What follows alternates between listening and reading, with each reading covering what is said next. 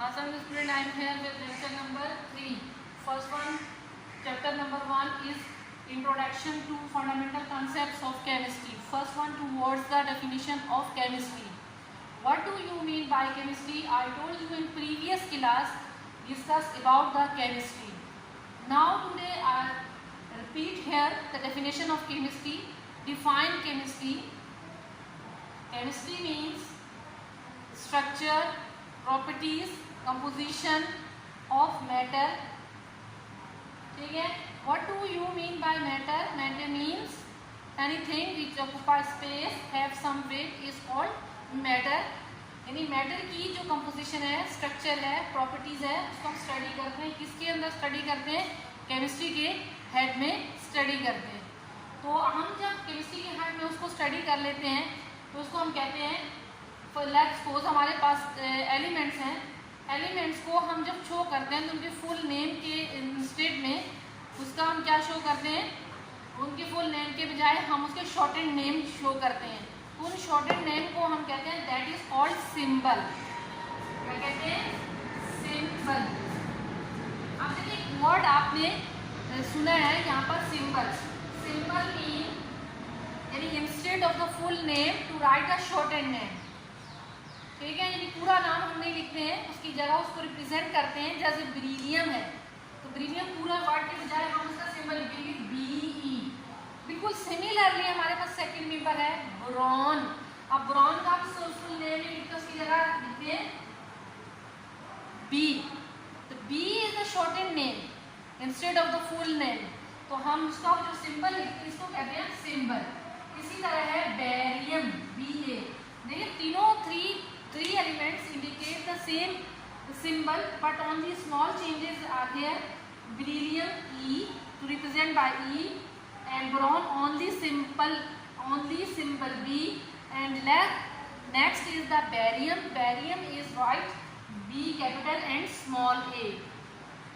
Very vast difference between three elements are there. First one is the beryllium BE, second is the boron only write B and third is the barium only write BA. तो ये हमारे पास जो symbol है हम easily understand कर सकते हैं कि इनको हम कैसे राइट कर रहे हैं.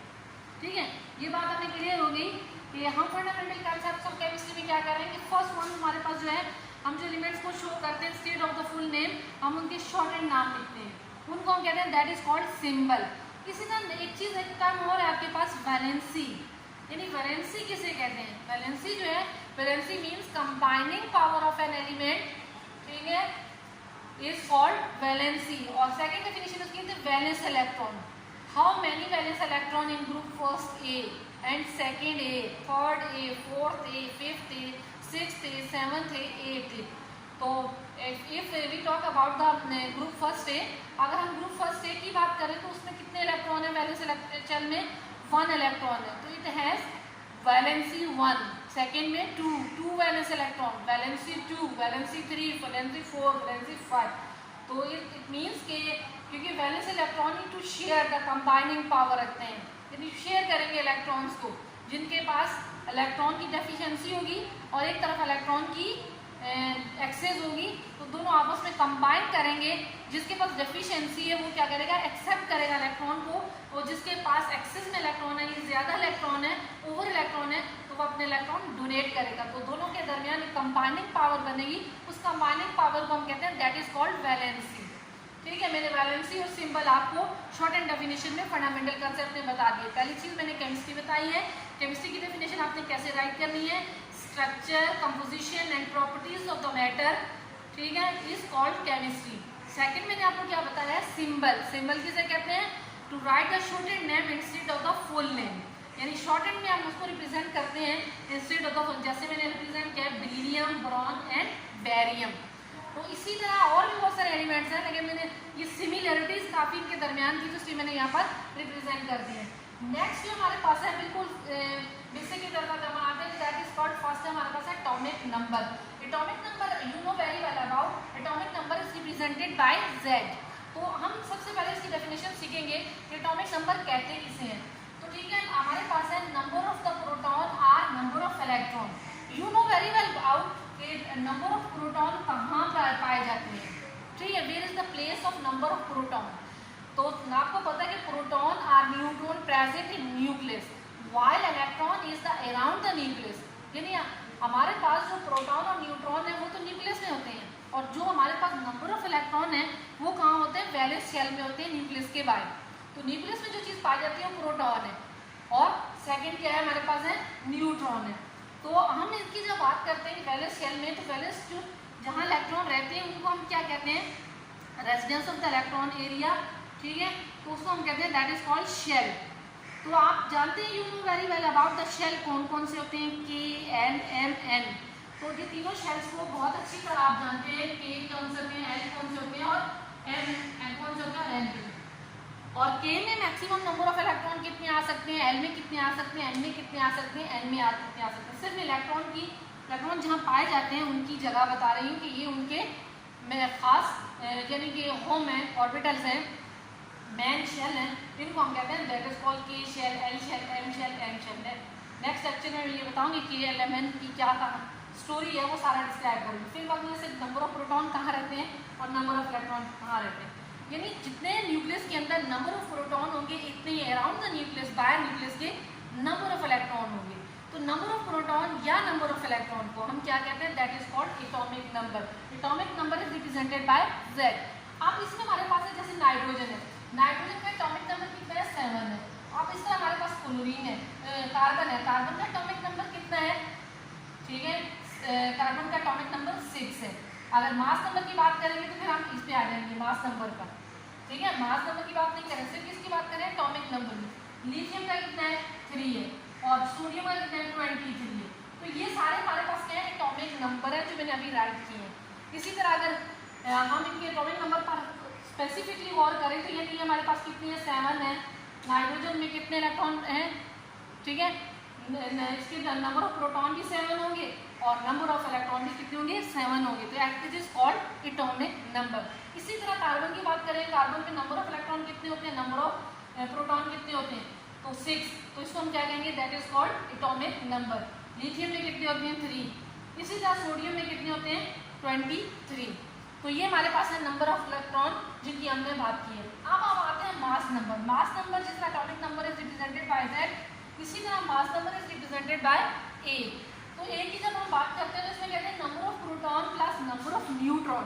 आप देखिए इसमें चेंजिंग क्या है, ये कि यहाँ पर हमने कहा था या नंबर ऑफ प्रोटॉन को हम कहेंगे that is called atomic number, या नंबर ऑफ इलेक्ट्रॉन को, या दोनों को हम क्या कहेंगे, प्लस नहीं करेंगे। लेकिन इसमें मैंने लफ्ज़ लिखा है, लेकिन स्लाइड उससे काफ़ी चेंज है। Number of proton plus number of neutron in the nucleus is called, ठीक है, is called mass number. It is represented by capital A।